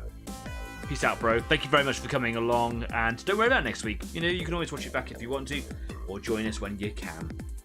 Thanks for stopping by, man. Have a lovely evening, what's left of it, and enjoy your weekend ahead. Thanks for stopping by, San Diego. Every time I say something now, it's just Anchorman references. Where did you get the hand grenade? I don't know. Oh, I love that film so much.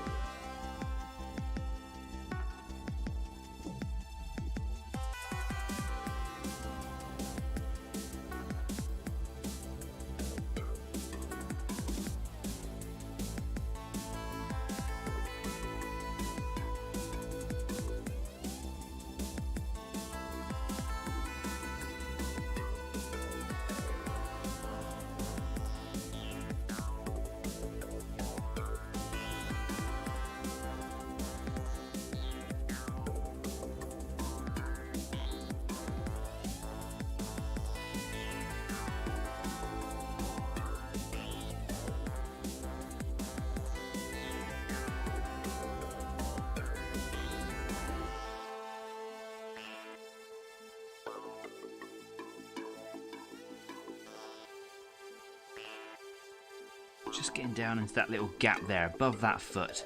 Trying to do the bottom of that shin guard. It's really difficult. Try not to get that paint all over the foot. I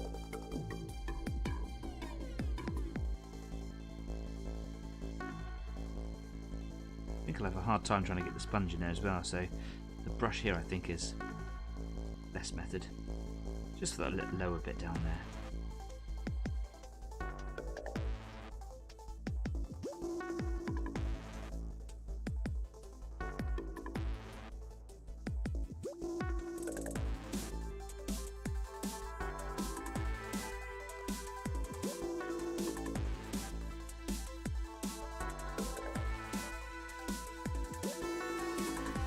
It's looking good though, isn't it? It is looking good. I love desk. I love lamp. That really escalated quite quickly. It jumped up a notch. I'll be careful, I'll get a YouTube ban for copyright infringements if I carry on. Oh dear, it's just so funny.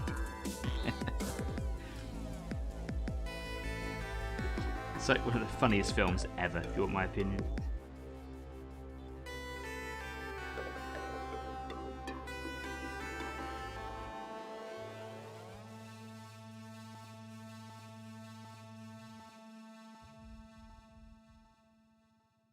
%60 of the time.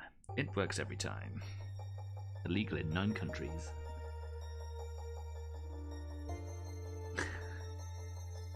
That's it. Evening's ruined. We're at the end of the show, and here I am quoting stupid films and not finishing. Do you know what? Oh, it's time to leave it for a minute. It's time to leave it just for a second there. Let's come away from here. Woo! Where are we? Where's the end? People often have a film that just resonates. Mine is Uncle Buck. Do you know what? I'm old enough to remember Uncle Buck, and it's hilarious. If it's got John Candy in it, you know it's going to be brilliant, right? Oh, but Anchorman, it's just... it just tickles. It's just funny. Anyway, it's been a great evening. It's been a fabulous evening. It's been one of the best evenings that we've had here on Easy 8. Not just because of you guys, but the 100 subscribers. It's just phenomenal, and that was to 101 as well. So thank you for everyone's participation. I'm not going to stop thanking you for that. It really does mean a lot to me, and I suppose to the community at large as well. Been a great evening painting. It feels slow. I would have liked to have at least got the brush techniques done here by the end of the show. I killed someone with a trident. Been meaning to talk to you about that. You should probably lay low for a while. Stay with a family member, because you're probably wanted for murder. It's in there. Useful information. Don't remember it. Working memory. It's gone. Quotes from Anchorman. I could do the whole script. Sorry, it's just I could just do it. But anyway, the model is going really well, and like I say, I think I would have liked all the brushwork to have been done today on the show. But you know, Anchorman quotes, they have stopped me. I'll probably get the brushwork finished this evening. So if you want to come and join me for a little bit more painting, or just for a chat, you can come and join me on Discord at the Easy 8 After Party, where I'll be on for a short period of time. I'm not going to be on forever, because I've been in a bit of a rush today to kind of get to the show. So I haven't eaten my dinner yet, so I'm going to go downstairs and chill out with the cats and have some food. But I'm going to try and at least finish this leg that I'm doing now. So if you want to come and have a little chat, then you can. The reason that I haven't really got far with it over the last few weeks, even though having quite a few days off this week just gone, is I've not been painting. I've been making some stuff. So if you've been watching the show for the last few weeks, you'll know that I made friends with Matt and the team over at the Pit Gaming Shop. Hi Matt, hi guys. And I bought an absolute shed ton of terrain tiles from the Anomalia Games sort of terrain range. They're just really cool. They're very simple. 1 foot square MDF laser cut tiles that they just kind of fit together with little combs that hold everything together so they don't move around. And they've got different, excuse me, Coke. They've got different effects on them, so rivers and cliffs and slopes and ledges and all sorts of stuff. So I've bought loads of them, and I also got a free box because of an error made by Anomalia where they had the wrong stuff packaged. I've got one more tile to make out of the 9, 13, 17 that I've got. So I actually need one more to make like a full... Anyway, I'm one away from finishing off the collection just to build them. Once they're built, I'm going to then build a load of terrain stuff on the top, and I'm going to make a special episode show all about doing that, where I can kind of do something a little bit different and explore creating stuff rather than just painting stuff, and it'll be a separate show to the normal running of the online painting club. And I'll be able to give a nice shout out to Anomalia and to the Pit Gaming Shop again, because they're just sound guys and it's worth doing. But I'm going to do some like new cool stuff that I haven't done on the show before, so I'm going to use a static grass making machine. Really, really cool. Applicator, that's the word I was looking for. And just a whole bunch of like sculpting stuff and painting things, and it'll be really cool. There's a lot of tiles to get through, so like just painting a few might take a while. The idea is to get them done quick and effectively. And the rivers, there's 4 river sections. That's going to be fun. Going to be building a bridge onto those as well. And that'll be like maybe a whole separate show, because that's going to take a lot of effort building the riverbanks in and making sure that the river fits into the bridge properly, because the scales are different. Anyway, I've been doing a lot of background work and trying to get those tiles built up, which is why this guy's just fallen to the wayside for a while. But that's okay. There's always a different project going on, right? Everyone's always got a different project. It is fun doing this one. Anyway, until next week, I will bid you adieu. Thank you so much for the 100+ subscribers. It really does mean a lot to me because these two hobbies, the show and the painting, are now one hobby together. And it means a lot that people are sharing and subscribing. On that note, of course, please don't forget to like, share and subscribe because, as you can see, it's clearly having a positive effect. So thank you very much. But let's not stop. Let's continue. The more people that know and subscribe, the more people that they can then share and subscribe to as well. Anyway, I've droned on enough. I want to have a quick celebratory drink on Discord. So if you fancy coming and joining me, please do. Until next week, thank you so much. Stay safe, be kind, keep on painting, and I'll see you next week. Take care now. Bye-bye. And that's enough from me, San Diego. No, I can't. I can't do any more. It's getting silly. Bye-bye. Cheers.